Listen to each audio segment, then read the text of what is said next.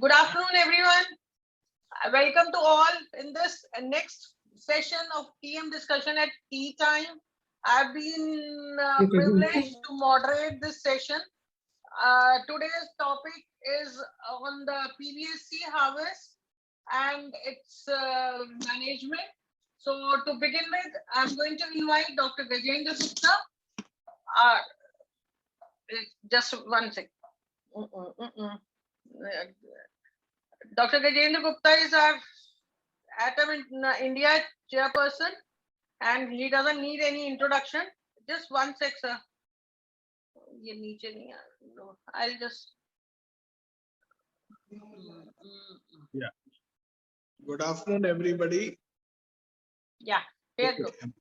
So good afternoon, everybody, and I welcome you all for Chai Pe Charcha. This is a nice thing, and I'm very proud of my team, Indian executive, all Sangeeta, Sadhana, and all the executive who are taking so much of pain designing this webinar and coming it with newer topics all the time. And it gives me privilege to welcome you all again.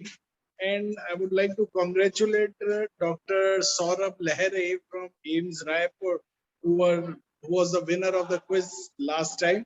And I encourage all the students to come up with this excellent quiz conducted by ICAJ and the team. I think this gives us good way of connecting each other. So I'll request again Dr. Sadhana to introduce the chairperson and start the scientific seminar, because I also cannot resist to hear that. Thank you all. Thank you, sir. I invite our first chairperson, Dr. Brigadier Anil Khetarpal. Again, he doesn't need any introduction, but for the newcomer, he is the chairperson, Artemis Hospital, Gurgaon, having 34 years of practice, experience and teaching. He has experience of more than 700 stem cell harvest, adult and pediatric transfusions, and various apheresis for various indications.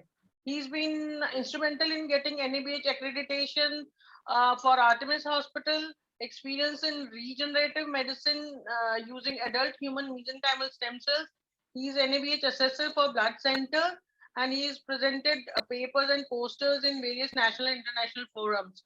And he's been awarded as the Sena Medal and other awards, including the UN Peacekeeping Award. Welcome, Dr. Khetarpal, sir. Thank you so much for your kind words, ma'am. Our next chairperson is Dr. Preeti Desai. She said, I can be introduced only with the crispiest thing. She is professor, Department of Transfusion Medicine, Tata Memorial Center, Mumbai. Over to you, Dr. Khetarpal and Dr. Preeti. Yes, ma'am. It's my proud privilege to introduce the House Dr. Nidhi Mehta. She is Chief Laboratory and Transfusion Services, MCGM, Comprehensive Thalassemia Care, and Pediatric Hematology Oncology, Bone Marrow Transplant Center at Borivali, Mumbai. She's been ex-consultant transfusion medicine, Koklaben Dhirubhai Ambani Hospital, Mumbai, Vice Chairperson, Indian Chapter, Asian Association of Transfusion Medicine. She got 5 publications. She has been awarded Award of Excellence in the field of transfusion medicine and donor motivation at the 42nd National Conference of ISPTI, organized by Rajasthan State Chapter of Kota 2017. She is a qualified NABH SSL and CAP SSL. I'll request Dr. Nidhi Mehta to kindly start her presentation, please. I'm going to stop my share. Dr. Nidhi, you can start your screen share. Over to you, Nidhi. Yes, ma'am. Thank you. I'll have to close my background because there's so much light and it will not be visible. So I think I will close that. Just give me a moment. I'll share my screen at first. Yes, ma'am.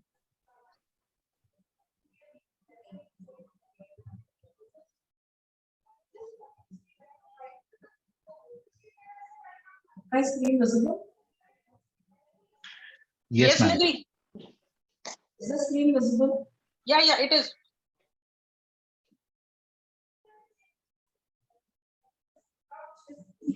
Am I audible? Yes, ma'am. Yes, Loud ma'am. and clear. Yes, ma'am. Yes.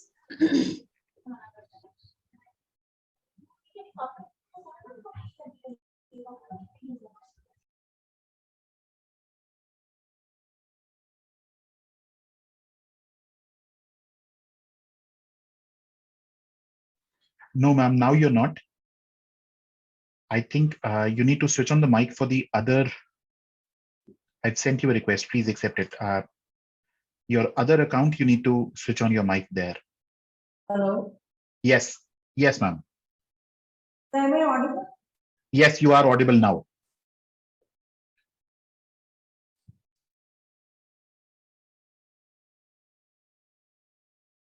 Please go ahead, ma'am. Hello? Yes, ma'am. You are audible and we can see your screen. Please go ahead.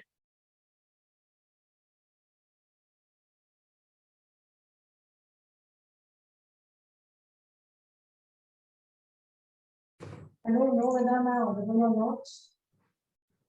Can anyone You answer? are, you are audible. Your screen is also visible. Start off. Sadhana ma'am, Yes, you are audible can and you hear visible. me? Yeah, I can.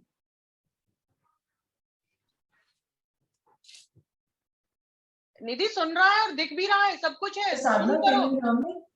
Yes, I can. Okay, I'll start my presentation. Please do.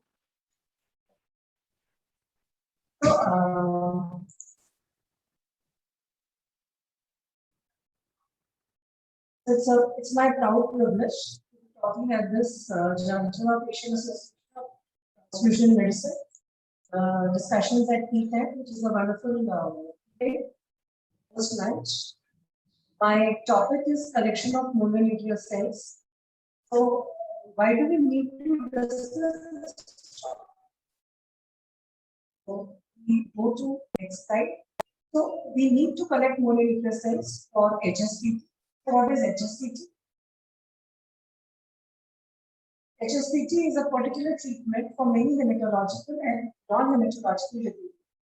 HSCT involves intravenous infusion of hematopoietic cells in order to establish blood cell production in patients whose marrow immune system is damaged or affected.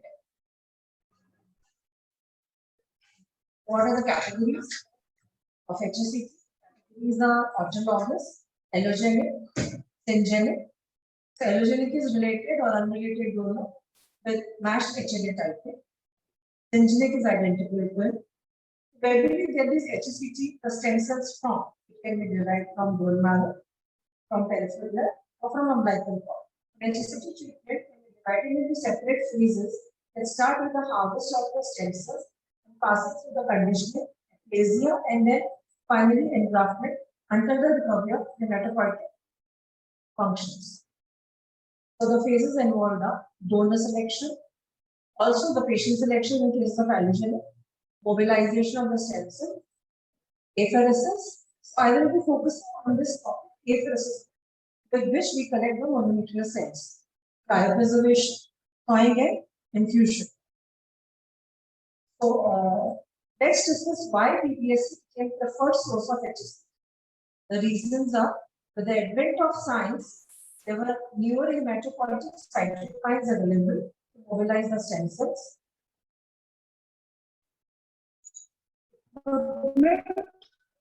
We got advanced equipment for apheresis. With apheresis, procedure is very easy. As we all know, bone marrow collection is a tedious process. You may have to book operation theatre, anesthesia is required, it is more costly and may be painful to the donor or the patient. Contamination is much lesser with cellular therapies.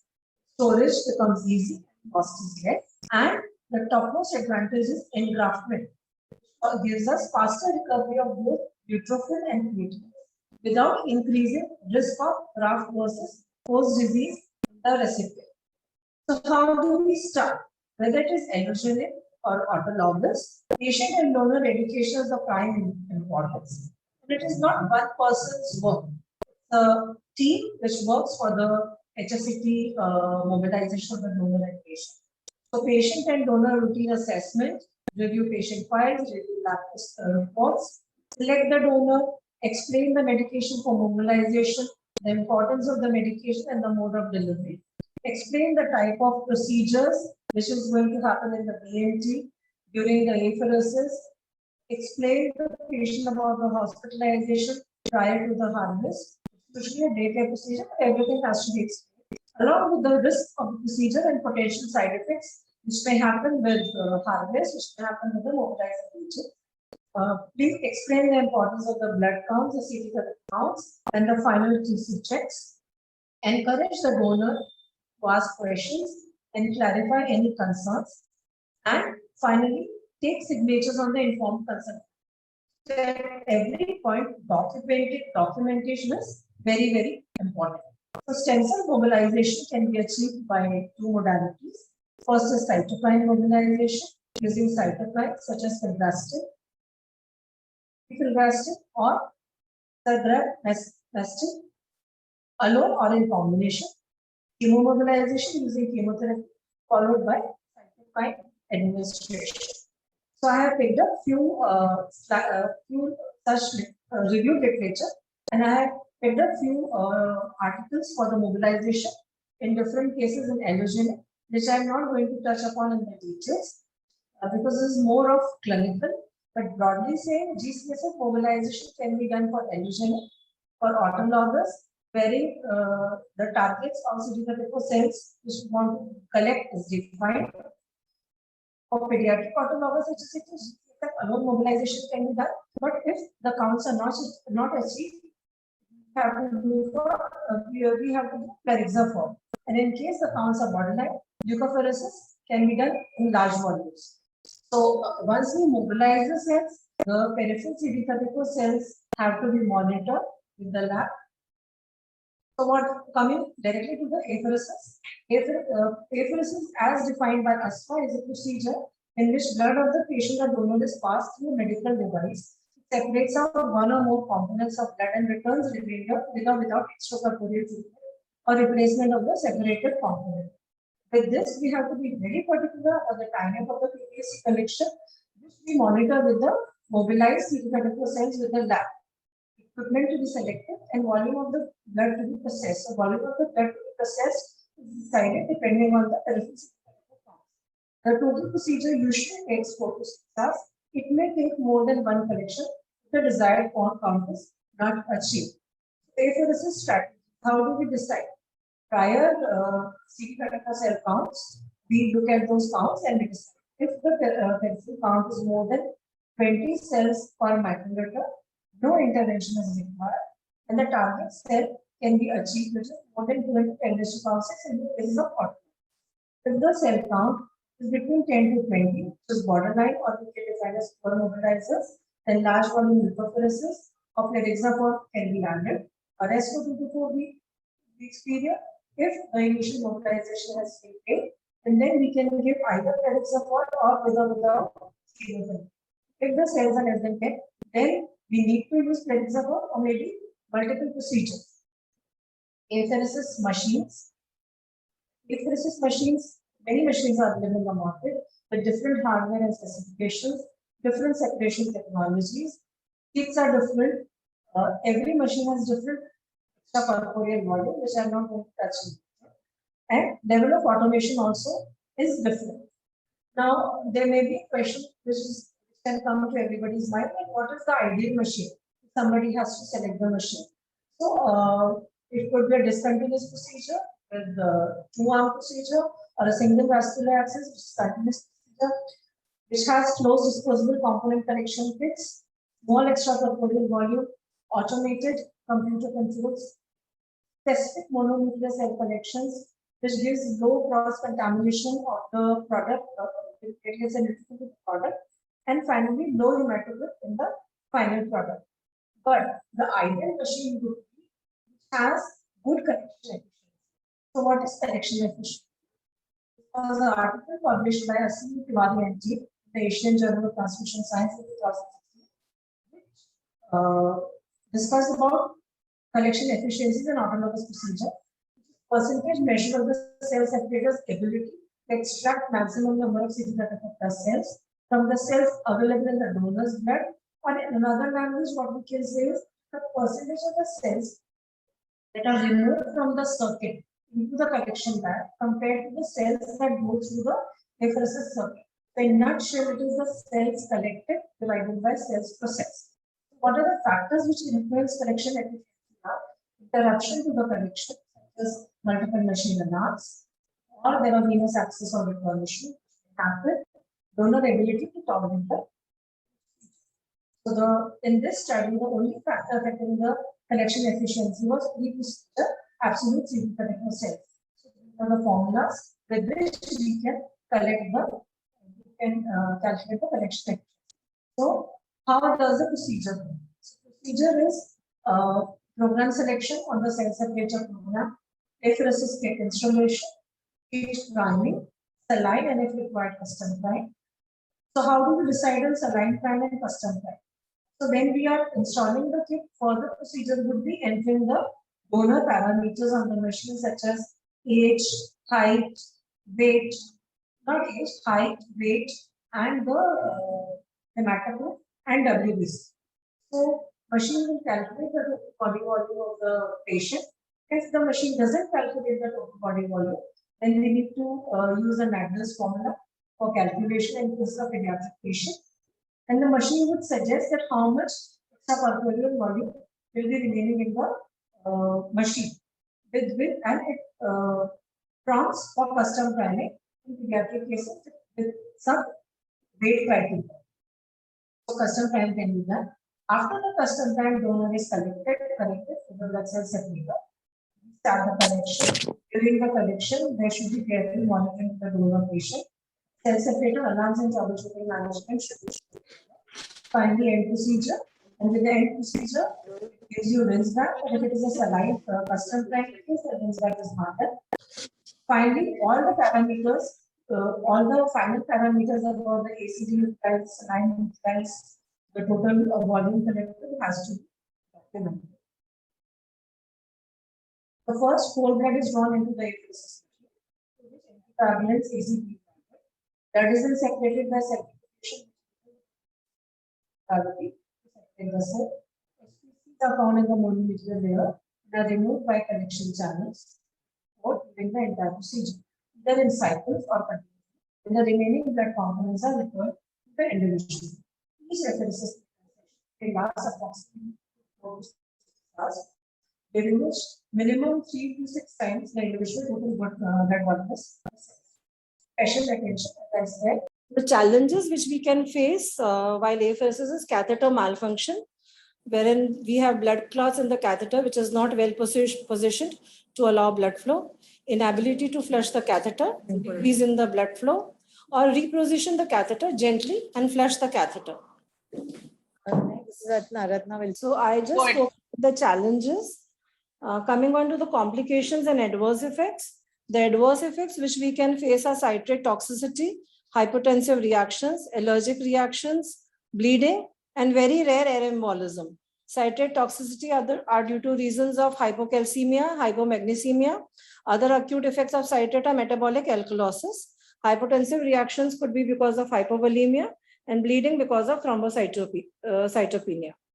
So citrate toxicity is one of the key factors which should be understood well by the team doing the apheresis.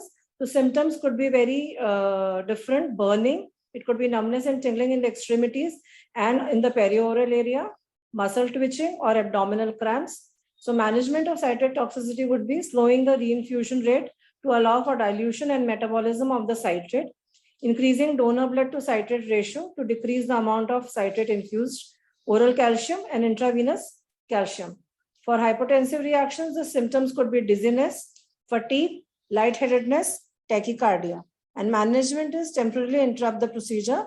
Fluid bolus infusions can be given, placing the donor in head low position, applying cold compress to the forehead and neck, and reassuring the donor. So this is the screenshot which I have taken from EBMT book, which has given compiled toxicity and adverse reactions. So recommendations for the target dose. Minimum recommended stem cell doses 2 into 10 raised to power 10 CD34 plus cells per kg for AHSCT. This is from an article from Gerald et al. From Biological Blood Bone Marrow Transplant Journal. So this is for the autologous transfusions. The ideal target stem cell dose would be 3 to 5 into 10 raised to power 10 CD34 plus cells per kg. For allogenic transplants, the target stem cell dose should be more than 5 into 10 raised to power 6 CD34 cells per kg body weight. So what documentation is required? All the relevant details regarding the kit, lot number, expiry date has to be mentioned in the PBSC register, or even if some sheets are being maintained, that is okay, but documentation at every step is very important. Patient owners, age, sex, height, weight, hematological parameters, everything should be documented. If any donor reactions, and if donor reactions happen, what was the management, what medications were given should be documented. Labeling of HPCA is very, very important. Product should be duly labeled with the name of the patient and donor, registration number or whatever UHID of the patients, date of collection, volume and serial number of the bags, serial number, whatever serial number is being followed in the institute. If product is CTI positive, a biohazard sticker has to be put on the metallic canister, and a label of do not irradiate label is very, very important, which is to be affixed on the container. Quality assessment as defined by AABB. The quality criteria which should be met with the product are nucleated cell concentrations should be less than or equal to 4 into 10 raised to power 8 per ml. CD34 plus cells number should be more than 2 into 10 raised to power 6 per kg body weight. This is especially in cases of autologous. Even for allogenic, it should be more than 5. Red blood concentration should be less than 0.1 ml per ml of transplant. No microbial growth in the be seen. Minimum NC viability of more than 50% after freeze and thawing. CD34 counts and CD3 counts are sent to the labs for evaluation, and CD3 counts are sent only in allogenic transplant products, not for autologous. So this is our center. Today we are doing a procedure for allogenic case. This is the 187th procedure in our institute. I would like to excuse myself because I started preparing on the PPT last night only because of some medical emergencies in the family. So I'm just sharing a very brief data of our center. We use Optia Spectra, which is smaller, lighter machine and a beautiful machine. It works on the principle of automated interface monitoring. It has a graphical touchscreen, user interface, very user-friendly. Kit installation is very easy. Till date, we have done total 187 procedures. Out of that, 110 allogenic and 77 autologous harvest. Out of these 12 donors, we had to do 2 procedures. And for 1 donor, we had to do 3 procedures. Youngest donor, what we harvested from is 1 year. Lowest weight of the donor was 8.4 kgs. Shortest height of the donor was 77 centimeters. Lowest body surface area was 0.4 of the donor, from which we processed was 588 ml. So we ensure all quality control procedures at a center.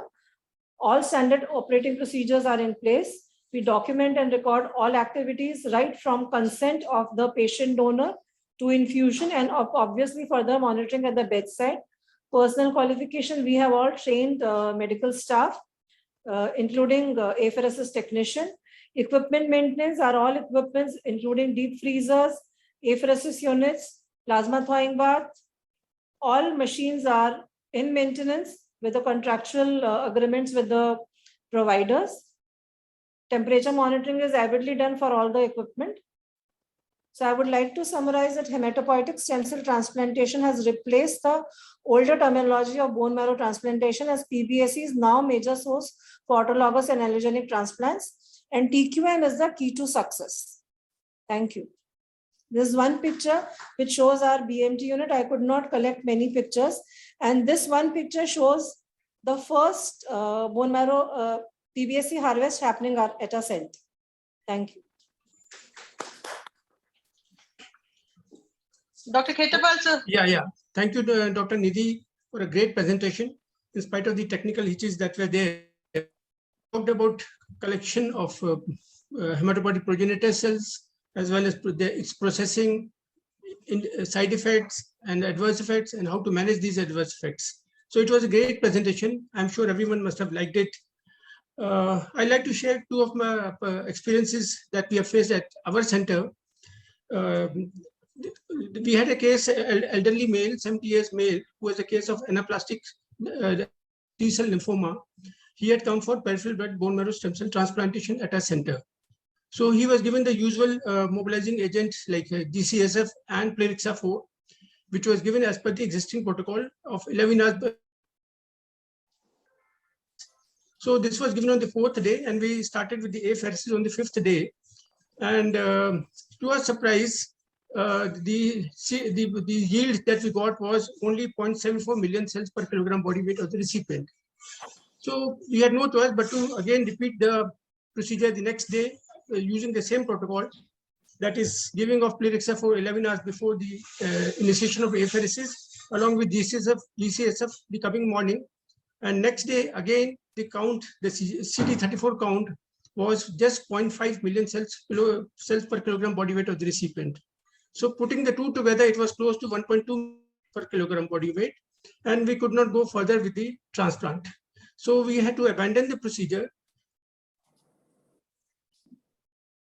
come back again after. Now, in the meanwhile, we were thinking what to do. He's a case of very poor mobilizer. He has not even responded to Plerixafor as per the existing protocol. So we found a paper, which told, as per that paper, we went again with the protocol when the donor came back for the second procedure, and we did the remobilization. This time, what we did is that instead of giving Plerixafor 11 hours prior to the initiation of apheresis, we gave Plerixafor next day on the 5th day at morning 5 o'clock, along with the GCSF. And when we did the procedure, we got the adequate dose of 6 million cells per kilogram body weight. So one procedure was good enough to sort of get the adequate dose. So this protocol, though it is not mentioned in the existing guidelines, but this is because the existing guideline is based on good mobilizers, not on very poor mobilizers. So in this case, like the initiation of apheresis was done 3 to 6 hours after the giving of injection Plerixafor. The peak effect comes 6 to 9 hours, and there's a decline after 9 hours. So in such cases, very poor mobilizers, if you follow the usual protocol and start apheresis 11 hours later, by the time we start, there's already decline, and we can never expect a good yield, and we have to repeat the procedure. So this is one case that I thought we'll share with you. The second case, like at our center, we had been doing a lot of backup harvest for this thalassemia major patients, sickle cell anemia patients. So as a backup from the patient, we had been, and since this patient of sickle cell anemia and thalassemia patients, they have got abnormal hemoglobins. And because of this, there's a lot of poikilocytosis. So when we wanted to do the backup procedure in these cases, we did a couple of almost more than 40 cases of backup harvest. So what we did, to our surprise, like the initial pre-CD34 count was very, very good, but when we did the procedure, the yield was very poor, so which was not coinciding. So second day, again, the same issue was there. The pre-CD count was excellent, and we were expecting a good yield, but again, the yield was very poor. So again, we had to do literature search, and then we realized that we had to change while doing the procedure, we have to do some technical manipulations to get the adequate dose. In this case, what happens is when there is this red cell abnormality and enough of poikilocytosis, so what happens is the density of red cells become less, and the nucleated cells, while we are harvesting, they go deep into the RBC layer. So that is one. The other reason is that the RBCs do not form a compact layer for the nucleated cells to rest upon, and they go deep into the RBC layers. So, and if we are doing the harvesting above the RBC layer, that is, if we are ensuring the purity versus the yield, then we'll not get a good dose. So in such cases, we have to compromise with the purity, and if you have to go for the yield and go deep into the RBC layer to get the right amount of CD34 cells. So this is another thing that I thought we'll share with you. So thank you from my side. Excellent presentation, Dr. Nidhi. Thank you, sir. So the next speaker to you, sir. Okay. Dr. Preeti, Dr. Khetarpal. Yes. Good afternoon, all. And I think it's my pleasure to introduce Dr. Ganesh Mohan, who is working as Associate Professor at Department of Transfusion Medicine, Kasturba Medical College, who is a Chief Coordinator for Comprehensive Center for Benign Hematological Disorder, who is also Quality Manager at Kasturba Hospital Blood Center. His main areas of interest are hemostasis, coagulation, thrombotic micropathies, and patient blood management. And he has also got 22 publications to his credit. Today he is going to present a very interesting topic about the modifications of stem cell products. So without wasting much time, I invite Dr. Ganesh Mohan. Thank you, ma'am. Thank you, Atom, for inviting me for the talk, TM at Tea Discussion Point. Am I audible? Yes, you are. Yes, Go ahead, Dr. Dr. Ganesh. Yeah, I'll share my screen now. Is it visible? That's right. It is. Yes. Just make it full screen. Yes, ma'am. Yeah, thank you.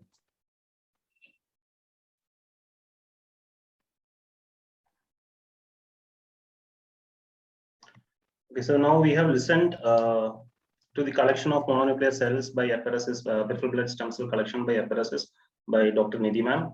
We will be going through the modifications required for the stem cells products once we collected it because of some certain areas of issues associated, or not issues, but some practical problems we face sometimes, as we discussed, over mobilization or donor related problems, ABO incompatible transplantation. So what we can do to increase the chances of successful engraftment. So this will be the overview, slide overview. I'm skipping through most of the basic slides because it's already, the time is gone, 3:40. So this is the hematopoiesis structure. We have multipotent hematopoietic stem cells. And when we have common myeloid progenitor, from where we get platelets, erythrocytes, basophils, neutrophils, eosinophils, and macrophage. And we have common lymphoid precursor, from where we get NK cell as well as T and B lymphocyte. And this is regulated by growth factors, which is important in the stem cell processing because majority of the growth factors, especially the stem cell factor, interleukin 6, interleukin 3, TPO, and FLT3 ligand are used in the ex vivo expansion of the stem cells in culture.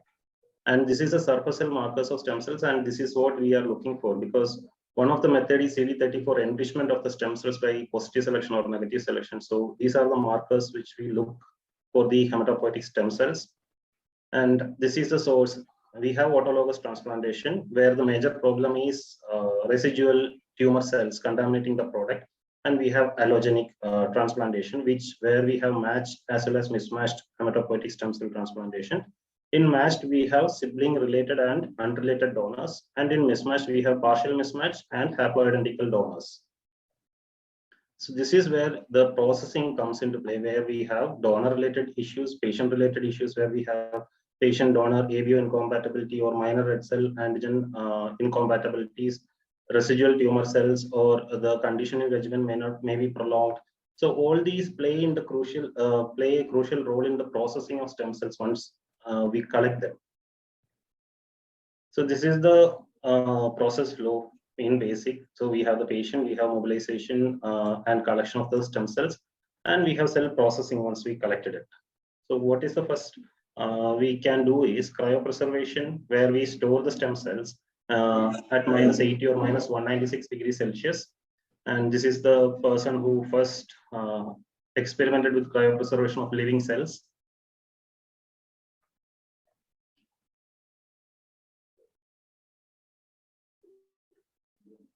So what is the principle of cryopreservation? It is the use of very low temperatures, -80 or -196 degrees Celsius, where we froze and store the stem cells, and living cells are preserved structurally intact. But the problems we face during freezing is it causes intracellular ice crystallization because of the water content in it and cellular dehydration.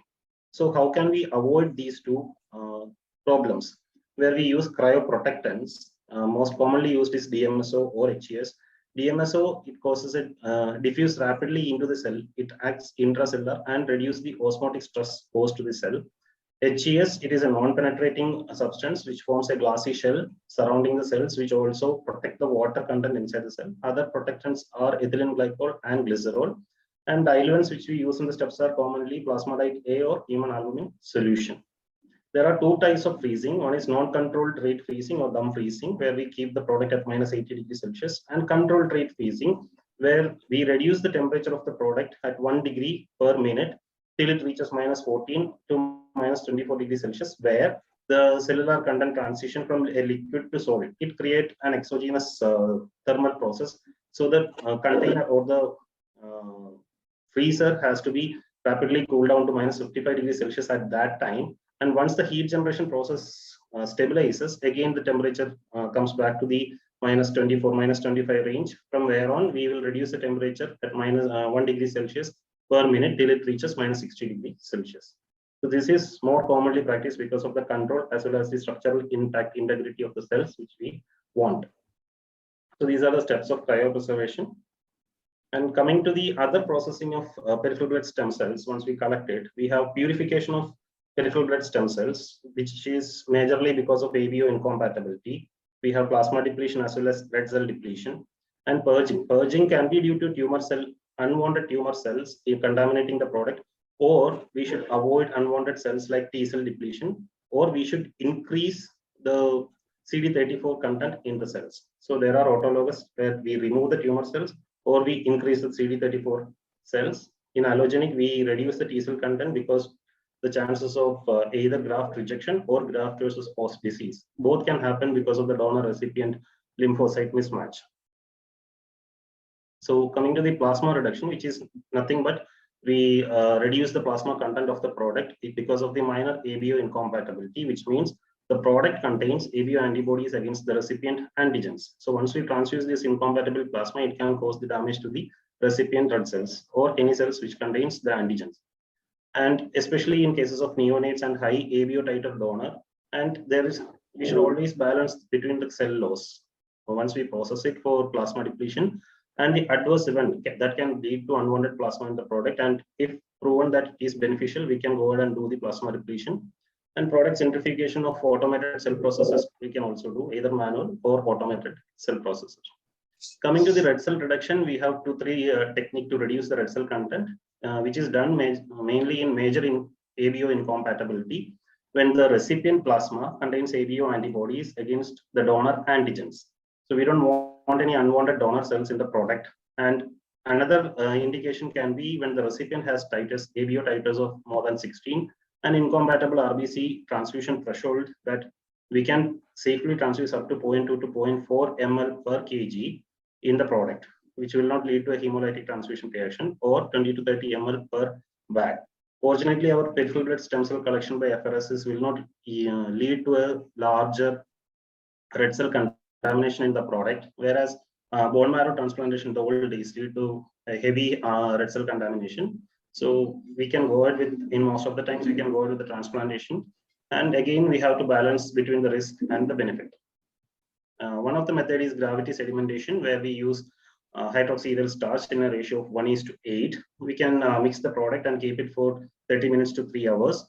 And because of the HES, RBC sediments into the bottom of the bag, and we can open the pot and transfer it out into a different bag and seal off the pot.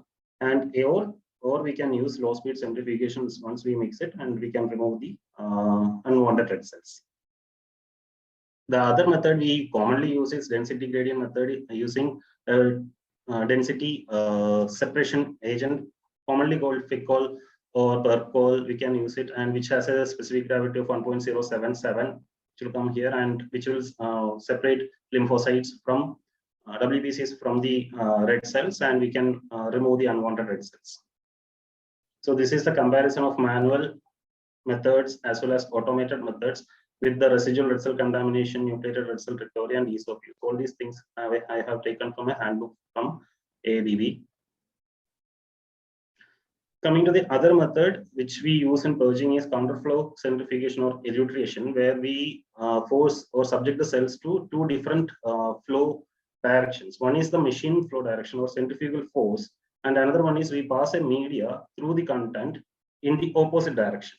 So once these two mix, it causes a viscous turbulent flow, and the cells, based on their density, it will settle down into layers, different layers in the container or in the centrifuge. So based on those specific layers, we can remove the cells, or we can select the cells whichever we want, or target the area where we need to select. So coming to the tumor purging or CD34 enrichment, we do mainly because of unwanted tumor cells from autologous stem cells or in removal of donor T lymphocyte in allogenic. These are the main two conditions where we do all these things. The different methods are, we have immunological methods, we have pharmacological methods, and other methods. Elucidation we have already seen, where and long-term culture freezing, etc. It is given. Immunologic is one where most of the times we do based on monoclonal antibodies, magnetic beads, microspheres, immunoadsorption, negative and positive selections. Pharmacological, we use 5-hydroxyperoxy, cyclophosphamide or mafosfamide, toposide. These things are very costly and tedious, and most of the times it will lead to simultaneous destruction or loss of stem cells also. So they have high level, the stem cells relatively preserved from the tumor cells because the stem cells have high levels of aldehyde dehydrogenase in them. So they will resist the chemotoxic induced apoptosis, and this will also damage, or the pharmacological treatment will also damage committed myeloid precursors because they are also susceptible, and may lead to prolonged myeloaplasia following transplantation because of the chemotoxicity, and it is costly. Coming to the immunological methods or CD34 enrichment using immunological methods, we have cell sorting, which we use positive or negative cell sorting, where we can use monoclonal antibodies or magnetic beads coated with the antibodies or antigen in question. Positive selection is retain the cells which we want, means retain the cells in case of hematopoietic stem cells, retain the cells bearing CD34, which is also called a passive depletion, and the other cells which do not have CD34 is leftover. Negative selection is remove the cells that bear CD34 and collected in the leftover, where in the procedure of negative selection, we target the cells which do not bear CD34 and we select and remove it. And the leftover cells are CD34 positive cells, which is collected for the transplantation purpose. So these are the common platforms where which we can apply in the selection or cell sorting. Immunomagnetic cell sorting can be done with Isolex, which has magnetic beads with specific antibodies, and it is a closed system. Magnetic cell separation or MAX, it is two of the most common methods are, one is Clinimax and one is separate CFSC. Clinimax utilizes a paramagnetic iron dextran microbead which is coated with antibody CD34, which is a positive selection. Another one is avidin biotin immune adsorption chromatography, where the cells are incubated with biotin, and avidin has a high affinity for biotin. So when the cells are passed through the column, avidin binds to the biotin attached CD34 cells and it is retained. So this is an example or the process of cell sorting which I took from the company side. So we have donor, we have product which has all the cells, including the hematopoietic stem cells, which is now labeled with monoclonal anti-CD34. And then these cells are passed through the system. And when the cells are passed through the system, only the CD34 coated cells will be retained, and then it will be transplanted. Coming to the fluorescent activated cell sorting, where we use flow cytometry coated tagged cells, and once the positive cells are identified, these cells are removed by physical separation. The separation is based on forward scatter and side scatter. T cell depletion, where which we commonly use for GVHD or afraid of GVHD, and other immunomodulatory cells are also preserved in T cell depletion, like NK cells. If we want, we can also preserve. It is challenging because of lesser number of T cells in the product, and another important is once we subject the collected product to CD34 enrichment cells, as we have already seen, like either magnetic cells or fluorescent cell sorting. This enrichment method also leads to a 4 to 5 log T cell reduction, and further the T cell depletion has another 4 log reduction. So either one can go with either method can lead to T cell depletion in the product, and we can also individually remove CD3 or CD4 or CD8 depletion for further subspecific T lymphocyte if we want to remove. B-cell depletion, again, we can target CD19 antigen using CD19 monoclonal antibodies, or once after the transplantation, we can treat the patient with anti-CD20 to destroy all the B-cell population.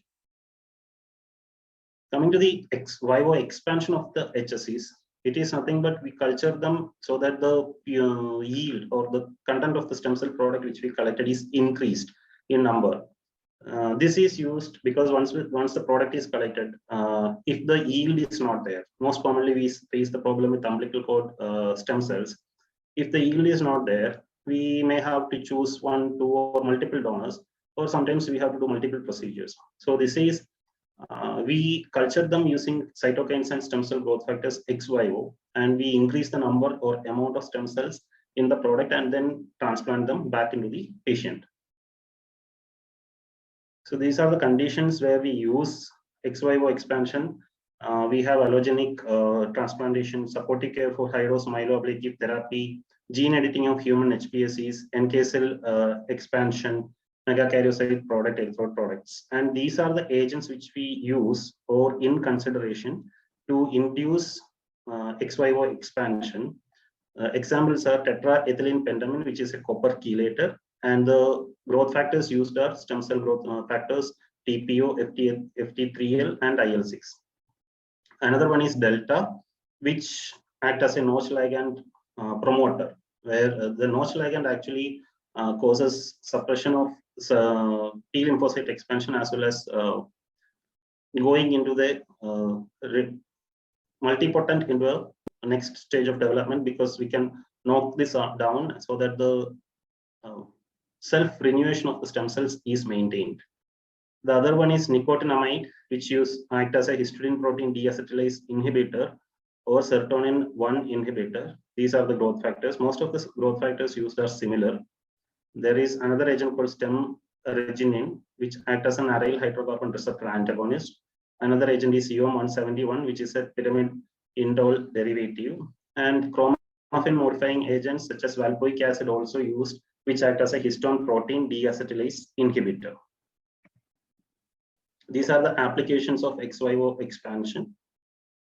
And we can also do genetic engineering of hematopoietic stem cells. We have to select a few ml of cells. We have to genetically modify using inserting specific genes which is needed for the disease like sickle cell disease or beta thalassemia, which the research work has been done and published by CRISPR-Cas9 reports, where they specifically insert the necessary genes into the specific points, location points. And since these are hematopoietic stem cells, multipotent stem cells, this will continue to generate normal cells for a quite longer period of time. Coming to the QC, this is only a summary of the QC. Dr. Nidhi ma'am already discussed some of the QC part. So we have to take into the consideration of all the processing things, CD34 count, CD34 cell count, if allogenic, and viability, sterility, final product labeling. This is another quality management plans for the processing lab. If we are planning for a stem cell processing lab, we have to establish all these things. And these guidelines, actually, we can get from multiple agencies. AABB has, JEC has, FACT has, EBMT has, and Cellular Therapy by AABB has a textbook dedicated for quality and process management in stem cell laboratory. So basically, this is a summary of processing, ex vivo processing and expansion of the stem cells. Thank you. Sorry, I have to rush because of the time limit.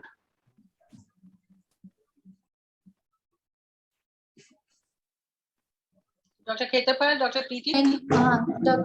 Thank you, Dr. Ganesh. It was a very nice presentation, very well explained. Actually, before going to questions, which I can see a couple of questions in chat box, I have one question for you, which is a small quick query. This is regarding the usage of HGS. Do you have any experience of using HGS for red cell reduction? We in allogenic transplantation, we had very few cases as of now here. In person, as of now, we don't have any experience using HGS. No, it's okay, just okay. Because there are very few centers which are using HGS for the red cell reduction for whatever reason. Even for granulocyte also in our country, there is very limited use of HGS. So that is for my personal interest, I was asking you. It's okay. Yeah, Dr. Sadhna, can I take 1 or 2 questions which are there in chat box, which are for Dr. Nidhi? Question answer session is Dr. Preeti at the end. At the end, okay. Yes. Okay, it's then at the end, so okay, we then will- I think we can go ahead with the panel discussion because already we are running little late. No, right now this is the time for the quiz. Okay, Uh, then so- you take over. Thank you. Thank you Yes. so much. Thank you, Dr. Preeti. Thank you, Dr. Khetrapal. Thank you, ma'am. Thank you, ma'am.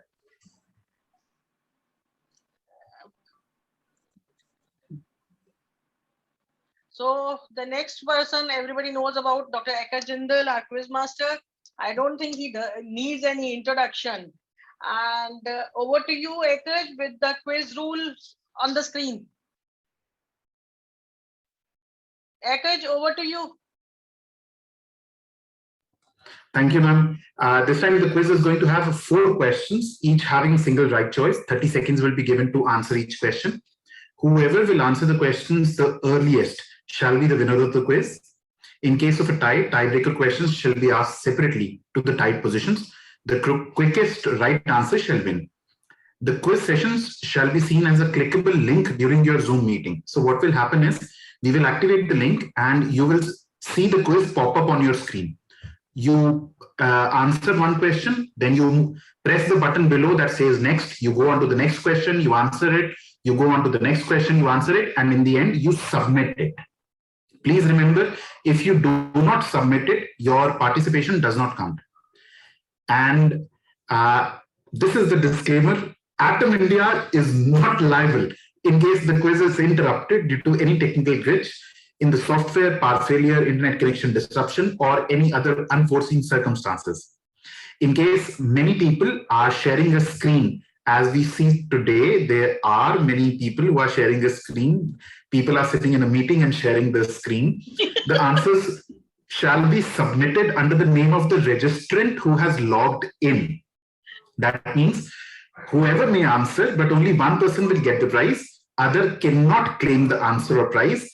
You are encouraged to use individual logins for each person. All members are requested to update their Zoom apps, which, however, is redundant.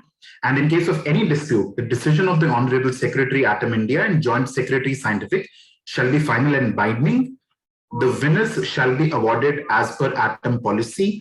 The winner name shall be announced in the upcoming webinar session on November 25th. So please have your attention on. Yes, ma'am. Please. Yes, ma'am. Ekaj, the whosoever will be the winner, we can intimate him or her personally because we will be having the detail. We will start the process of transferring the quiz money, but the name will be announced in the next webinar. Over to you. Right, ma'am. There's a question from Dr. Nadia. You use a browser. Can you join the quiz? This is something that we'll find out today because the quiz so far has been played only on the desktop and mobile apps. If you cannot see the quiz on your browser, I think you will have to shift on the app. So without much further ado, the quiz is on your screen. Viability of stem cell products can be assessed by all except Trypan-Blue, CFUSA, flow cytometry using 7-amino-actinomycin D, none. Second question, which of the following is not a side effect of DMSO toxicity? Pruritus, urticaria, muscle spasm, flushing. Third question, which of the following is not a factor associated with inadequate mobilization of CD34 positive cells in autologous hematopoietic stem cell candidates? Prior radiation therapy, low platelet count at the time of mobilization, aggressive lymphomas age more than 60 years. And the last question is, which is not true about DMSO? It is a byproduct of paper manufacturing. It is a hygroscopic polar compound developed originally as a solvent for chemicals such as insecticides. The characteristic odor is due to renal excreted metabolite in the urine of the patient. The pure DMSO is colorless, virtually odorless liquid. You have 30 more seconds to go. 15 people have already answered. The number has climbed to 20 now. We see sheer brilliance in front of us right now. I must remind everybody that please submit your answers. Even if it's incomplete, submit it. If you do not submit it, it will not be taken into account. 5 more seconds.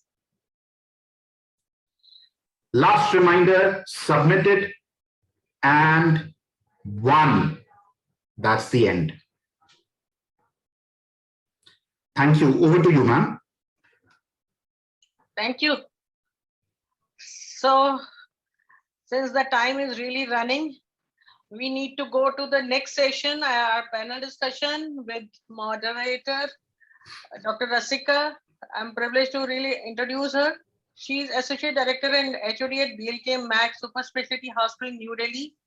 And she specializes in stem cell harvest and having experience of doing more than 1,500 stem cell AFSL procedure, cryopreservation of stem cells, processing of bone marrow, ABO incompatibility for hematological and non-hematological conditions in both adult and pediatric patients. She is a faculty of DLB Transfusion Medicine in their own hospital, and she has many publications in both national and international journals to her credit. Over to you, Dr. Rasika, for the introduction of the panelists. Here you go, the panel. Thank you so much, ma'am. And I would like to thank Atom Chapter for inviting and giving me the privilege of actually hosting this panel discussion. And we have very young, bright, budding people who are actually making a mark in the field of stem cell transplantation. So I will not waste so much time. We'll move on to just the introductions. Dr. Satyam Arora does not need any introduction. He's working as an associate professor, Department of Transfusion Medicine, Postgraduate Institute of Child Health and Noida, UP. And he has many accolades to his credit, and he is also the one who's representing India in the international forum. So there's too much to his introduction, so I'll move on to the next panelist. Dr. Saikat Mandal, again, a young budding person who was actually making a mark for himself, and he's done his MBBS and MD on transfusion medicine from IIMS Rishikesh. And he has multiple publications in index journals, and he served as a membership committee in AABB for 2 years. And I would like to welcome him aboard. And next is Dr. Aikaj Dindal, again, needs no introduction at all. And I think if I give his introduction, probably the panel discussion time will be out. Aikaj, apologies for that. And so one of our panelists could not join. So over to you. I'm stopped sharing my screen. Right. Over to you, Dr. Rasika. You can start sharing your screen. Sure. Just a minute. Yeah, here you go. Is the screen visible now? Yes. So without wasting much time, we'll start on the panel discussion. This time we've changed the format of the panel discussion, making it more case-based, so that, there will be a lot of problems that we did face during the course of our getting onto the path of stem cell collection and processing. And because most of the guidelines so far, whatever we have, are Western-based, we do not have much Indian guidelines to guide us. So we picked up cases and problems that we did face and put them together as a part of case scenarios.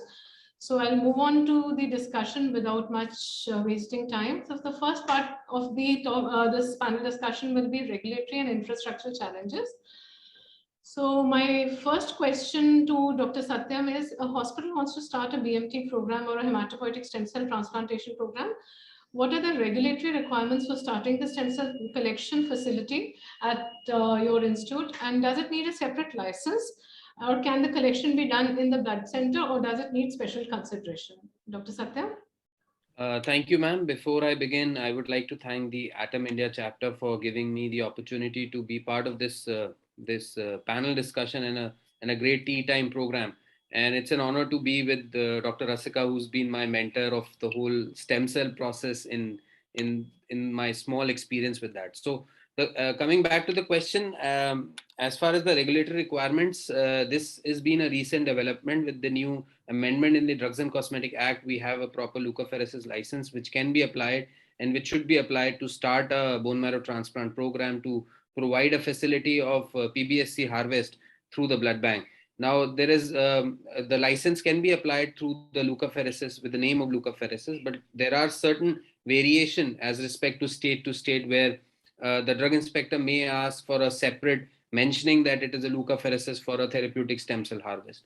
Another important thing is the donation number as far as the regulatory requirements are concerned. There have been reports from many centers across the country that there are autologous cases which are being done. There are pediatric cases which are being done. And if we give them a number in our donation number, and they suppose it's a 3-year-old child or an 11-year-old female donating for a sibling, so that becomes a criteria for a donor deferral of less than 18 years. So there are some reports that some drug inspectors have objected to it, that why you are entering a data of less than 18 years. So that way a blood bank or a transfusion medicine center can adapt to itself. They can keep a separate registry of the therapeutic harvest that they're doing of this age group, or they may not give a donation number to those collection. Another thing is can the collection be done in the blood bank, or a special consideration is required. So this is up to the person who is supporting the apheresis physician, the transfusion medicine physician. Is he trained and confident enough to do these procedures in the blood bank? If you're doing these procedures in blood bank, you need adequate support and the facility to manage any adverse reactions. Yes, there are certain conditions in autologous transplant, or maybe some pediatric very low weight patients where you may need the clinical counterpart to be there with you during the harvest, and you can do these harvests at the clinical side in the ICUs, or maybe in the blood center with their support. So this is my response to this. Thank you, Dr. Satyam, for answering that question completely and very thoroughly. The only thing that, I wanted to just say that, when we talk of a blood center, I was also wanting your input on the standalone centers, where standalone centers, can they actually be a part of and do a collection and then be associated and linked with other hospitals? Yes, ma'am. I think they can be part, but they need to have this facility with a hospital attached to them or close to them. Any special consideration? Okay, yeah, that way. Yeah. And the second question, again, I will need to push it to Dr. Satyam, because Dr. Meetu, because of a family emergency, has not been able to join in. So Dr. Satyam, the second question also goes to you. What are the specifications of the cell separator you will need to focus on when selecting the right equipment? Which is better, the CMNC protocol or the MNC protocol? So this depends a lot on what kind of setup are we there. Are we there in a private or corporate setup? Are we there in a government setup? And what kind of patients are we planning to support? Will they be majorly allogenic patients or mainly autologous patients that we'll start on with? If it is a training center, it'll be great to have all type of cell separators with you to provide adequate training to your staff or the students and the fellows who come and visit your center. And another factor will be the cost. What is the cost of the consumable and the kit if you're planning to buy it, or if you're planning to keep it on rental basis? What is the economy behind it? So I think all these factors will decide what type of equipment you'll keep. Another thing will be what kind of patients are you supporting? Are you supporting pediatric patients? So low extracorporeal volume kits or the machines will be preferred. And if you will go forward for cryopreservation or product modification, then the kits which are collecting with less contamination of red cells and a compact product, they'll be preferred as compared to kits which collect a higher volume. So I think these factors should be taken care. And the second part is the CMNC and the MNC protocol. CMNC protocol is much better as it provides you a less volume product. There is less contamination and less ACD exposure to the donors. But there are certain conditions where if you're using a venous access where you expect that there will be a lot of change in the flow rates, then MNC protocol may be beneficial. But overall, the CMNC protocol is much better to be preferred. Right. Thank you so much, Dr. Satyan. My next question is to Dr. Saikar. Now that you're starting up a facility, you will also need some laboratory setup to be there. So what are the laboratory considerations to start with, and what are the equipment? Because apart from the cell separator, there'll be other things that you will like to get under and get them in place before you start on to the program. Dr. Saikar? Yes, ma'am. Before starting, I would like to thank Atom India chapter for giving me the opportunity. So I think in laboratory setup, I think we should start with the basic facilities like hematological basic investigations like CBC, KFT, LFT, these facilities, PTA, PDT, INR, ionic calcium, they should be there. Definitely microbiological investigations like culture, CMP, serology, HBsAg, HIV, viral markers that we routinely do in blood bank, that has to be done. And advanced immunohematology workups like DAT, IAT, starting from DAT, IAT, antibody screening, cross-match identification, this has to be done. In case of platelet refractoriness, platelet cross-match or platelet antibody screening facility should be there. And I think CD34 enumeration, this is an important part, flow cytometer based, has to be there, because we need to quantify the number of CD34 cells, that is the stem cells in the product that we have harvested or collected. And simultaneously, I think we should need facilities of HLA typing, like in case of matched unrelated donor, we need high resolution NGS based, next gen sequencing based HLA typing. And there may be, I think, in case of there may be, I think we need facilities of monitoring the drug levels, like we need some monitor drug levels, tacrolimus, busulfan, cyclosporine. These facilities I think we need. And there may be in blood bank, there may be facilities of irradiation, leukoreduction. I think these are essential for starting BMT setup. Thank you, Dr. Saikar. I think that summates all the requirements that should be there, because we are moving into a totally different array where you'll need to really expand and have a lot of a good laboratory setup. My next question is to Dr. Aikach. Dr. Aikach, what are the basic requirements that are needed to start a cryopreservation facility, and what are the ideal requirements and practical limitations of associated with having a full-fledged cryopreservation unit? Over to Dr. Aikach. Thank you, ma'am. I would like to thank the organizers of Atom India for giving me this opportunity to be part of such a wonderful, illustrious panel. So basic requirements to start a cryopreservation facility depends upon what you want to start with. We, as Dr. Ganesh Mohan already talked about, there are two ways to cryopreserve a product. Either you go for a liquid nitrogen, or you go for a dump freeze method, the controlled rate freeze or the dump freeze. We use a dump freeze method. It is relatively cheaper, easier to handle, and the people can be trained more easily there.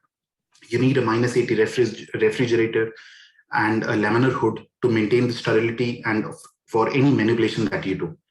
I think the cost is the main detrimental and the limiting factor here for going for liquid nitrogen, as the installation cost and the running cost of a liquid nitrogen facility is of the prohibitive. And next thing is, there are some players in the market right now who are ready to completely outsource the cryopreservation for an upcoming unit or an already established unit. So a center who's thinking of starting a cryopreservation can use that opportunity till they get the adequate sample size so that the cost benefit analysis can be done. Right. Thank you so much, Dr. Aikach. I think the basic, we've discussed from the establishment and cryopreservation and the requirement of the equipment. And one more very important thing that, we should also cover is, because, this is we have the capping and everything for the blood products and all, but this cryopreservation, whether it is covered by the TPS, what else, because there are a lot of it's a costly process, transplantation being a costly process. Even those things need to be there so that, the patients most of them are self-funding. So I'll move on to the next question. We'll be covering the donor safety and in the setting of hematopoietic stem cell transplantation, basically. Now, the case scenario 1 is an allogenic PBSC harvest has to be planned for a case of 35-year-old female suffering from sickle cell anemia in the coming weeks. The donor is the patient's 10/10 matched 32-year-old sister, and she is a sickle trait. Patient's weight is 68 kg and donor's weight is 59 kgs. On the day of collection, the pre-CD34 count was 54 cells per microliter. You perform the procedure and process 3 times total blood volume of the donor. And at the end of the procedure, the product volume was 260 ml. The TNC of the product was 12,000 cells per liter. And the CD34 stem cells was just 0.1 million cells per kg body weight. So my question to Dr. Aikach, what should be the preparatory screening test apart from regular CBC, pre-CD34 and TTI markers in such a case, and why are they important? First and foremost, in addition to the regular CBC, pre-CD34 and TTI markers, we at our center give more emphasis on ionized calcium and serum potassium and sodium levels also. We do it by pre-procedure ionized calcium, mid-procedure ionized calcium, and an end-procedure ionized calcium when we have to maintain it more than 1.1 millimole per kilogram. And in this particular case, we need to find out, we need to have done the HPLC for the patient, for the donor, so as to know what level of sickling was there. And it is important because so as to predict that in this case, as we saw, there could be a collection failure in case the RBC the RBCs polymerize. The second question also, I would like to push it to Dr. Aikach again. What could have happened resulting in this collection failure, and what are the collection considerations in such a case? So during the collection, due to hypothermia and hypoxia, the RBCs polymerize, leading to the deep pushing of the mononuclear cell layer deep into the RBC layer. So for these collections, either we take a deeper bite from the layer, we keep the patient warm, we keep the patient saturated. Those are the ways we can prevent such a collection failure. And what is the cutoff for the sickle cell percentage on an HPLC for such cases? 30%. 30%, something like normal surgical cases also? Yeah. Okay, right. Thank you, Dr. Aikach. So in such cases, what happens is you have the RBCs, sickle cell traits actually behave differently than normal traits when you talk of a beta thal trait. And they, in case of precipitating conditions, they actually behave like sickle patients and sicklers, and they have a the polymerization of the RBCs occurs. And also the platelets of such patients are very stringy. So that is why, it could result in a collection failure. So having an HPLC in place is of utmost importance here. And at the same time, in case you have a sickle cell burden which is more than 30%, we actually have to treat it the way we do for normal surgical procedures before embarking onto the procedure. Now, coming on to the case scenario 2, a haploidentical allogenic PBSC harvest is planned for a case of 32-year-old male patient with Philadelphia positive ALL. The donor is a patient's 5/10 haplo-matched 62-year-old mother and a known case of G6PD deficiency. The patient's weight is 75 kg and the donor's weight is 72.5 kgs. The donor's hemoglobin is 6.8 grams per deciliter with an MCV of 60.2 femtoliters, and the platelet count is 50,000 per microliter, 50,000 cells per microliter. So, Dr. Saikath, what could be the possible challenges that can arise if your donor or your patient has G6PD deficiency? What should be your strategy, and how should you plan collection for such a procedure and subsequent transplantation considerations there? And what precautions should be taken for performing the procedure? Ma'am, I think here G6PD deficiency is not a contraindication for donation. So there are already, though I didn't have experience personally, but there are multiple reports published. So it has mentioned that G6PD deficit persons can donate for peripheral blood stem cells, and but some cases are already reported that they had hemolysis. So I think during the procedure, I think we have to look meticulously for there is a possibility of hemolysis is going on, and we have to look meticulously at the plasma line, and there is no contraindication for acid-cited dextrose or cryopreservation. And I think we have already mentioned in the case that the hemoglobin of the donor is 6.8. So I think we have to build up the hemoglobin level. I think in our institution, we are following around 9. And for that, we need to transfuse 1 or 2 units of PRBC. And here we should go for custom priming with PRBC. And more importantly, I think we have already mentioned that the MCV level that is quite low, that is around 60. So I think the collection preference for during PBSC harvest, we have to keep towards lower side, and that is we have to collect more deeper color, deeper red color. And there is as the age of the mother is 62, and though it is controversial that pre-count before mobilization, if it is around platelet count is around 50,000, there may be a possibility of mobilization failure. So I think here mobilization should be done with filgrastim for 5 to 6 days, and prelixafor has to be considered on day 5. I think already it has been discussed in this webinar that it should be given to 6 to 11 hours before the mobilization. And most importantly, during mid procedure, we have to check the CD434 count because there may be issues in the interface. So during mid procedure, CD34 count has to be checked if possible, if facilities are available. And definitely the donor has, the patient has to be counseled that they may develop G6PD deficiency later on. So they, both the patient and donor should not be given exposure of oxidative stress, and they should be avoided sulfur drugs, etc. I think this is to follow. Thank you, Dr. Saikat. I think that was very well covered. And the next question to Dr. Satyam, what are the HP and platelet cutoff for peripheral blood stem cell collection, and what should be done if faced with such a situation? Dr. Satyam? Yeah, thank you, ma'am. So I think most of this part has been covered by Dr. Saikat. As we know, the donor has a low platelet and hemoglobin, so they need to be transfused before we start the procedure.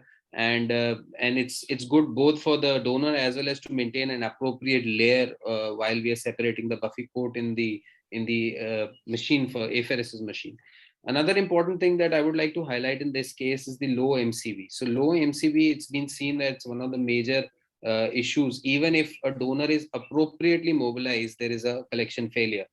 So, and there was another study which showed that a MCV of less than 80 has shown to be significantly associated with lower harvest, lower collection efficiency from a donor. There is a term, or there's an index which is called Mentor's index, which is calculated by dividing the MCV divided by the total RBC count. And it has shown that if it is less than 13, which is significantly associated with lower collection efficiency as compared to donors who have more than 13. So this is a very simple marker which we know from the pre-harvest morning CBC, that we can take a cue or take a guess that, you know, we may need to go deeper, as also mentioned by Dr. Saikat and Dr. Aikaj in previous discussions.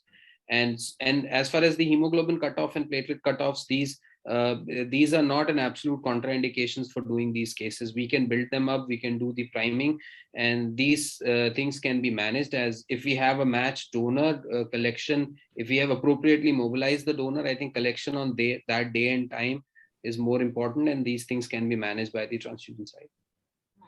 And how much time before the procedure should the red cells and the platelets be transfused? Ideally a day before.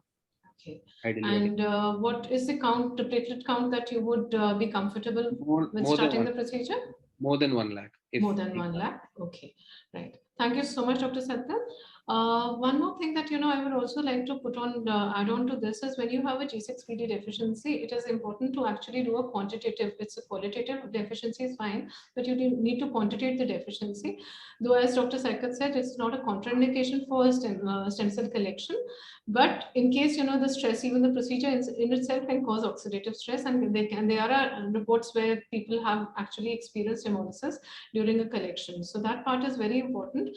And also important because in India, where we see iron deficiency is rampant, and you have your donors who may be sitting on the brink of a deficiency or will be overtly iron deficient.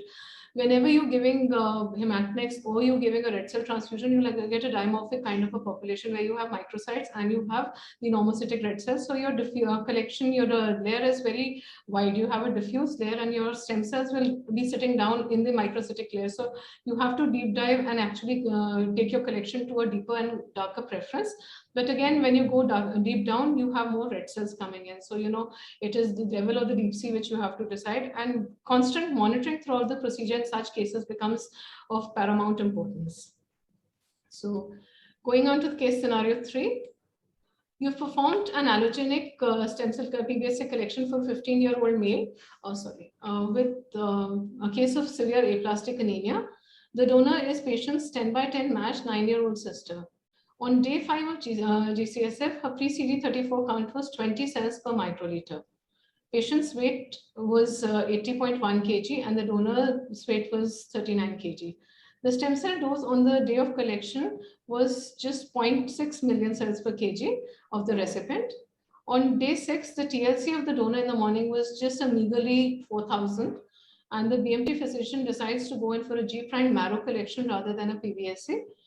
At 10 a.m. in the morning, when the collection is occurring in the OT, you receive a call from the microbiology department that the blood culture bottle from the PBSC product had tested positive the night before on FX200. And on gram staining, it showed gram-negative bacilli, and they've suggested possibility of Salmonella species. So now, Dr. Mithu's question, I'll request Dr. Satyam to take this. What should be done in this case? And similarly, if you have any other donor tests which are positive like malaria or dengue, on the day of stem cell collection, considering that you have a dengue outbreak currently going on and also malaria, and on the day of collection, if your donor tests positive, how should you proceed? Thank you, ma'am. So this actually, the later part of this case actually explains why there was a less harvest, because of Salmonella infection, which was established that Salmonella can cause the bone marrow suppression, and that may have caused the lower collection or the harvest of the day 1. And going in for a G' bone marrow collection was probably the best way to go forward. Another thing is, if we have this scenario where we found a Salmonella infection, or even if as we are going through the epidemic of malaria and dengue this time. So if we have a TTI or an organism positivity, we need to go ahead with the collection and providing, because our recipient or the patient has been primed or they have been given the conditioning regimes.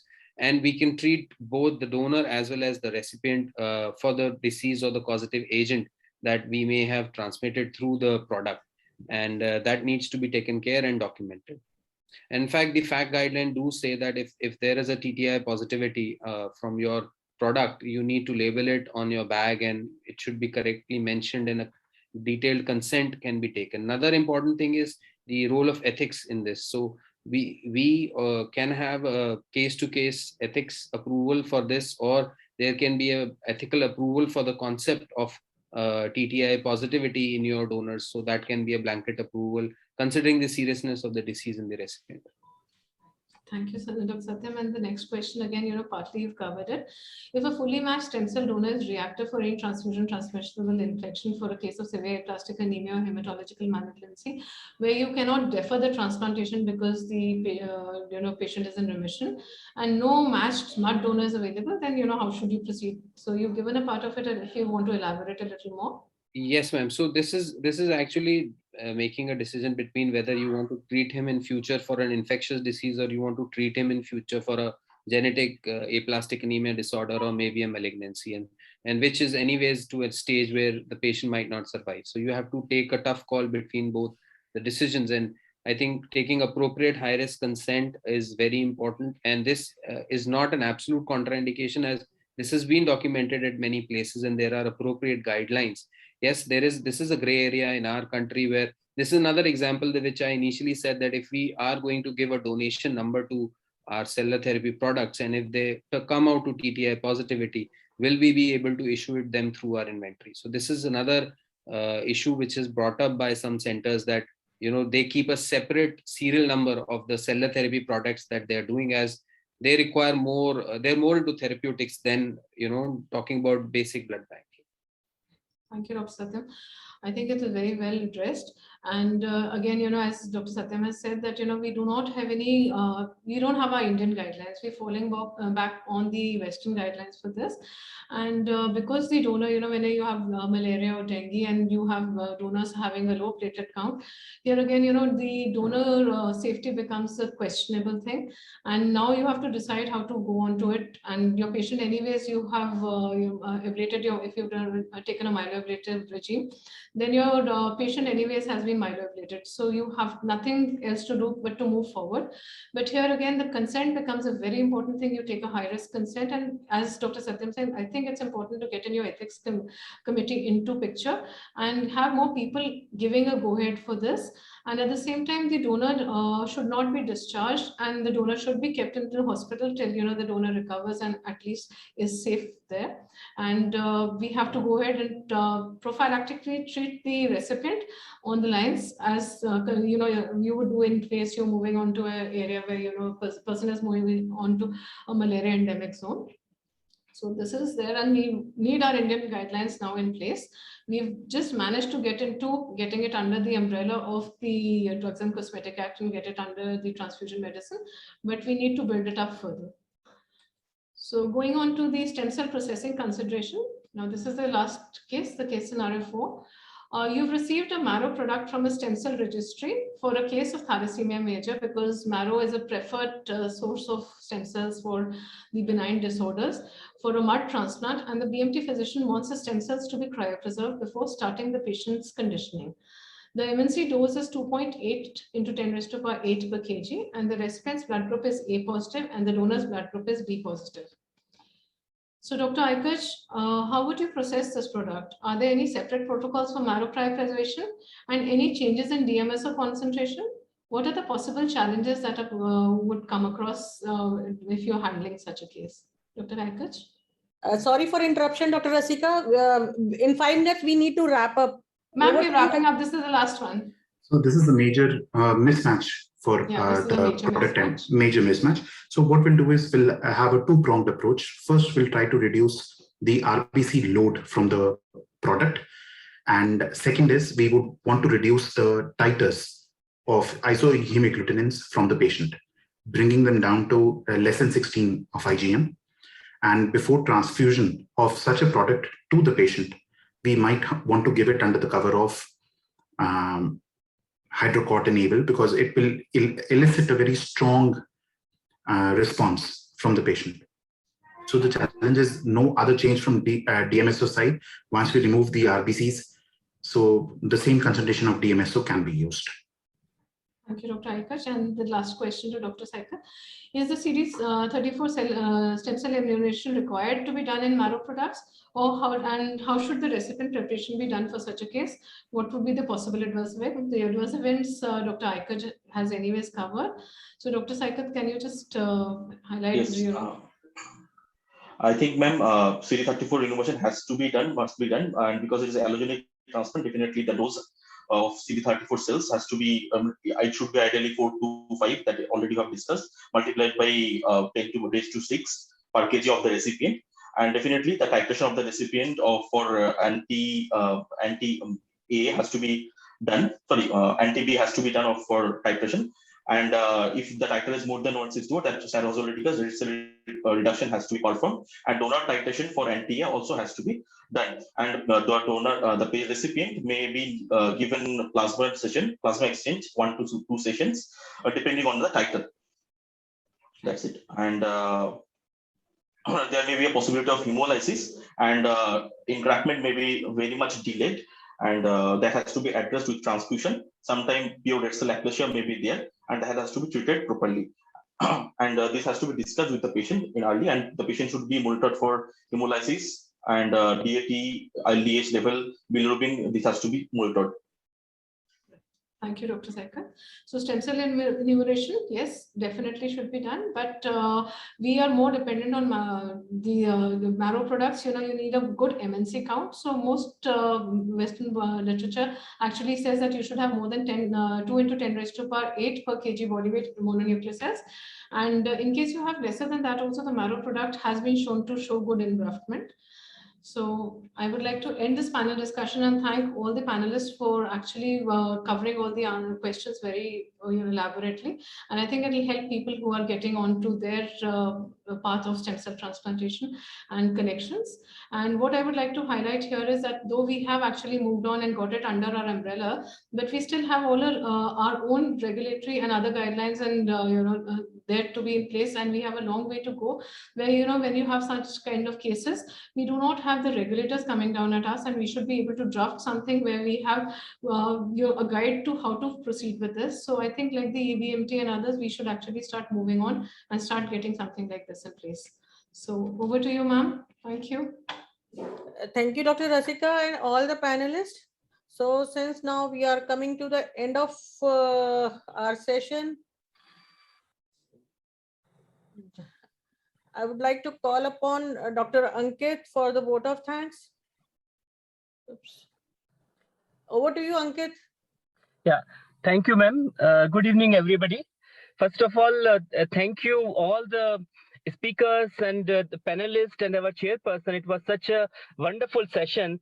As we all know, this peripheral blood stem cell collection, this subject, this area is evolving day and day, year by year. So we have to keep on updating our knowledge in this area, in this subject. So it was a nice special thanks to Dr. Rasika, such a nice case discussion and the topics she has covered. So with this one announcement for the quiz is we will announce the winner for the quiz of today is the next webinar on 25th November. So thank you so much all the faculty members. Thank you all the participants who participated actively in this session today. And thank you Atom India team for keep on organizing this webinars, and we see more and more webinars in coming months now. So with this, over to you, ma'am. Thank you, everyone. So by this, we are coming to close of this session with the wish